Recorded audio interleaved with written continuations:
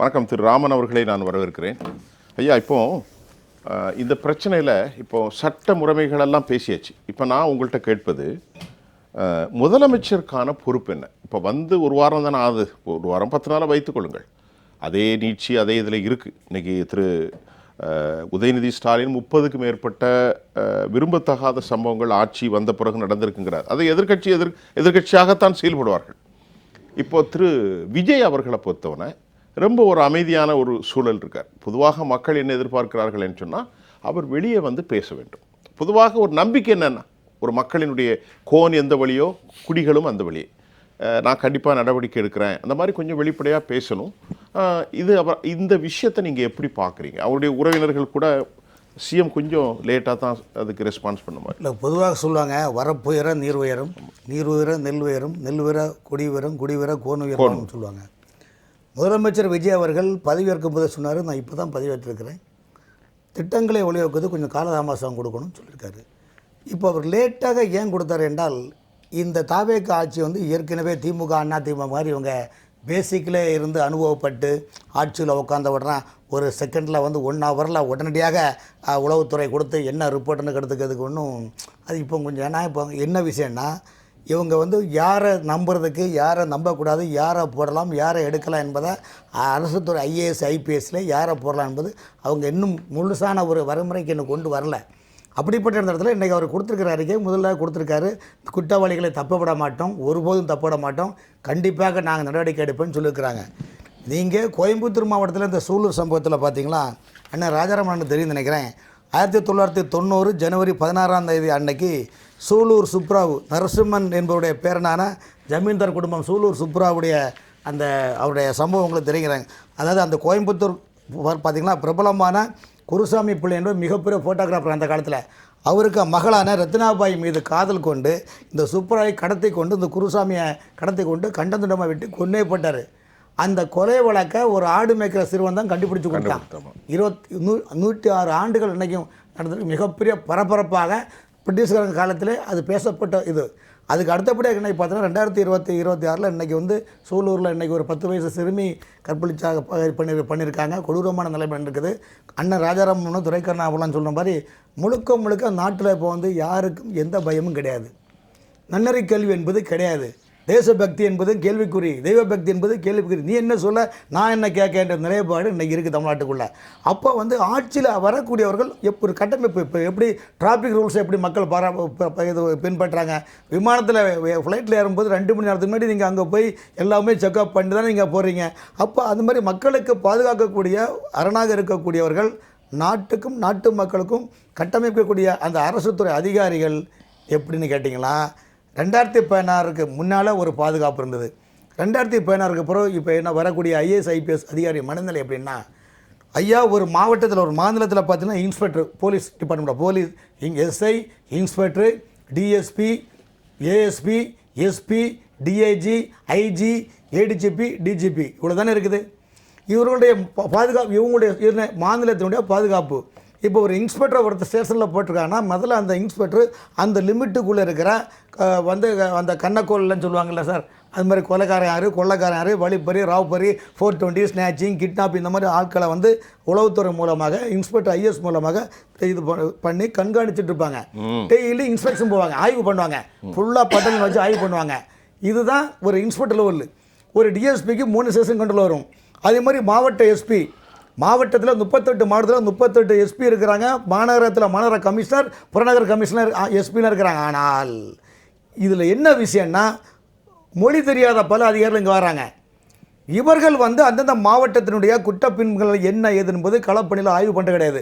வராங்க, ஒரு நிகழ்ச்சியை கூப்பிடுறாங்க, ஏசி உட்காந்துருக்கிறாங்க, அப்படியே பார்க்குறாங்க, போயிட்டுருக்காங்களே தவிர்த்து அந்த மாவட்டத்தினுடைய உண்மையான குற்றம் என்ன, குற்ற நிலை என்ன தமிழ்நாட்டில் பார்த்தீங்களா ஐயா, இன்றைக்கி தமிழ்நாட்டிலேயே குமரி மாவட்டத்தினுடைய எஸ்பி டாக்டர் ஸ்டாலின் மட்டும்தான் இன்னைக்கு அங்கே மக்களை விசாரிச்சு பாருங்க. கேரளாவில் மண்ணு கடத்த முடியல, கனிம வள கொள்ளை வந்து முழுக்க தடுக்கப்பட்டுள்ளது குற்றம். இன்னைக்கு அவரை வந்து குமரி மாவட்டத்தை பொறுத்த வரைக்கும் இன்னைக்கு பார்த்தீங்கன்னா மக்கள் அனைத்து ஜாதி மதம் இனம் அனைத்துக்கும் அப்பால் பட்டு ஸ்டாலின் எஸ்பியை மாற்றக்கூடாது என்ற நிலையில் இருக்கிற காரணம் மக்கள் மத்தியில் அவர் இடம் பெற்றிருக்காருன்னா சட்ட ஒழுங்கு எப்படி பாதுகாக்கிறாரு?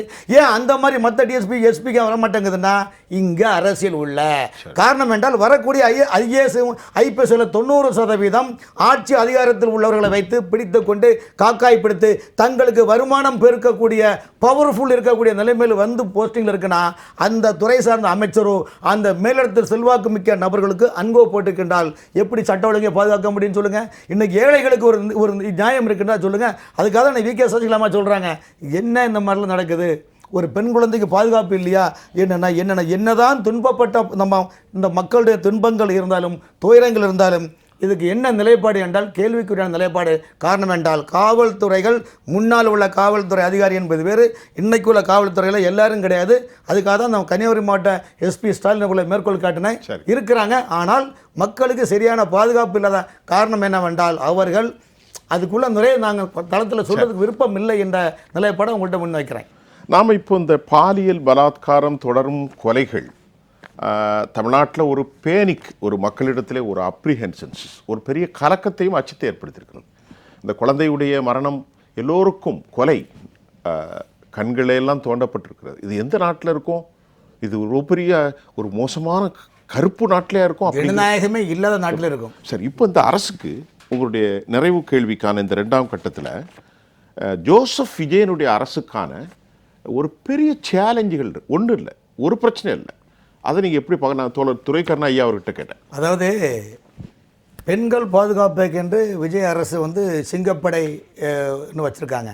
அதுக்கு வந்து ஐஜி பவானேஸ்வரி அம்மையார் தலைமையில் அந்த படை இயங்குது.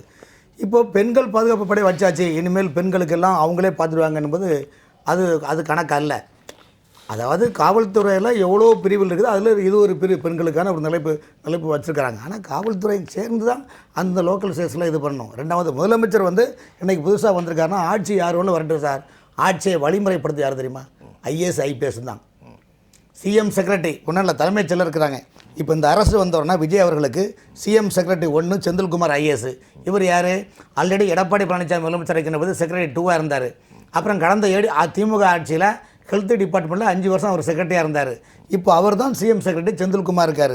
அப்புறம் CM secretary 2 Lakshmi Priya, secretary 3 வந்து அண்ணாதுரை. இவர் யார்? கடந்த திமுக ஆட்சியில் உணவுத்துறை மந்திரியான சக்கரபாணியுடைய அந்த நெல் கொள்முதல் டிபார்ட்மெண்ட்டில் வேளாண்மை துறை பிரிவில் இருந்து பல சர்ச்சைகளுக்கான ஒரு நிலைப்பாட்டுக்கு விட்டது கூட அதுக்கூட வீடியோ படம் கூட சமீபத்தில் வெளியே வந்தது. அப்புறம் இன்னொரு செக்ரட்டரி வந்து விஷ்ணு. ஸோ அதிகாரிகள் வந்து என்னென்னா, அதாவது அதிகாரியில் போட்டாச்சு அவங்க அதிகாரிகளில் இதில் வந்து அதில் இந்த அதிகாரியில் பார்த்தீங்கன்னா அதில் வந்து சில அதிகாரிகள் இன்றைக்கி நேரத்தை கூட ஒரு 15 ஐஏஎஸ் அதிகாரியை மாற்றிருக்காங்க. அதில் சில கைவிட்டுப்படக்கூடிய அதிகாரிகளும் அந்த துறையில் பதுங்கி இருக்கிறாங்க.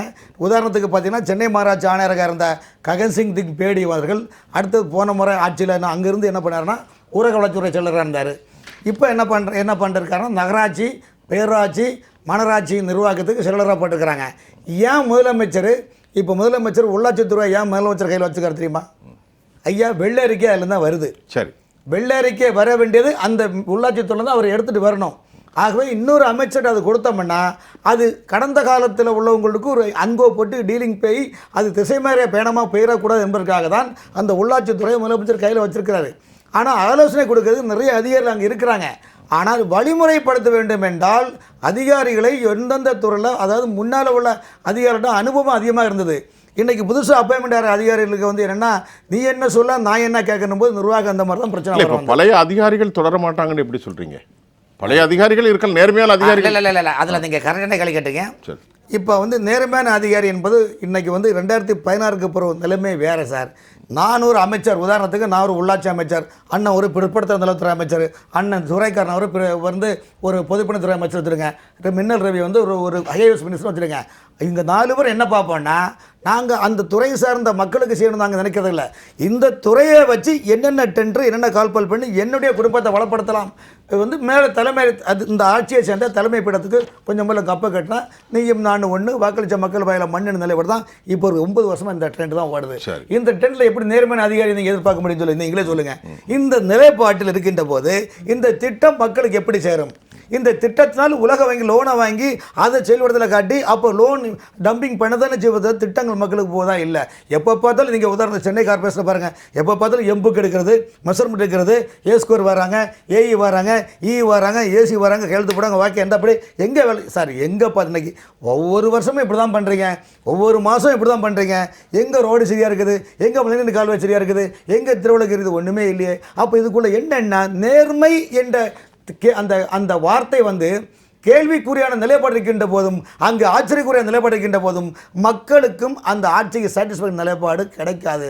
மக்கள் உங்களை நம்பாத ஒரு சூழ்நிலை காரணம்னா உருட்டும் பிறட்டும் சிரட்ட கேளுன்னு கிராமத்தில் பழமொழி சொல்லுவாங்க, உங்களுக்கு தெரியும். அந்த மாதிரி நிலைப்பாடு எப்படி நீங்கள் பண்ண முடியும்? ஆகவே விஜய் அவர்களை நம்பி இளம் தலைமுறை அவரே சொல்லுவார், என்ன மாமா மாமா நீங்கள் கூப்பிடுறீங்க, ஏன்னா வான்வெளி மார்க்கமான வாட்டு இந்த வாங்கி பேரன் பேத்திக்கிட்ட சொல்கிறது, தாத்தா அப்பா சொல்கிறது, பிள்ளைங்க பேரண்ட்ஸ்கிட்ட வந்து பிள்ளைங்க அப்பா எப்படிதாவது ஒரு ஓட்டு போடுங்க அப்பான்னு சொல்லி ஒன்று பிள்ளைங்க பேரண்ட்ஸ் என்ன பார்க்குறாங்க, நம்ம போட்டால் திமுக ஜெயிக்க போகுது, நம்ம போட்டால் எடுங்க நம்ம ஒரு ஓட்டே ஜெயிக்க போகிறாங்க. ஆடா பேர பிள்ளைங்க சொல்கிறாங்கங்க, ஆடா பையன் சொல்கிறாங்க, பிள்ளைங்க சொல்லுதுங்க, அவங்களுக்கு தான் நம்ம வாழ்கிறோன்னு வந்து ஓட்டை போட்டாங்க. இன்றைக்கி தமிழ்நாட்டு மக்களுடைய மனநிலை, இளம் தலைமுறைய மனநிலை வேறு விதமான ட்ரெண்டிங் உருவாயிட்டு இருக்கனால இன்றைக்கி பழைய கட்சிகளை பொறுத்த வரைக்கும் பழையன கழிதலும் புதியன புகுதலுமான போகி பண்டிகையான ஒரு நிலைப்பாடு தமிழ்நாட்டு மக்களுடைய மனநிலை உள்ளது. ஆகவே இத்தனை நிலைப்பாடு உருவாக்காமல் விஜய் அவர்கள் அரசு துறை இயந்திரங்களை முடுக்கிவிட்டு சட்டம் தன் கடமையை செய்யும் என்று உதட்டல் சொல்லாமல் உள்ளத்தில் அளவாக யாராக இருந்தாலும் மந்திரி கமிஷனர் கேட்காத, யார் கமிஷனர் கேட்காத, சட்டம் தன் கடமையை செய்யணுன்ற உண்மையான சட்டத்தை நிறைவேற்றினால்தான் குற்ற பின்னணிகளை ஒழிக்க முடியும். இல்லாவிட்டால் எத்தனை நீங்கள் சிங்கப்படை போட்டாலும் கேள்விக்குறியான நிலைப்பாடு உள்ளதான் மக்கள் நினைப்பார்கள்.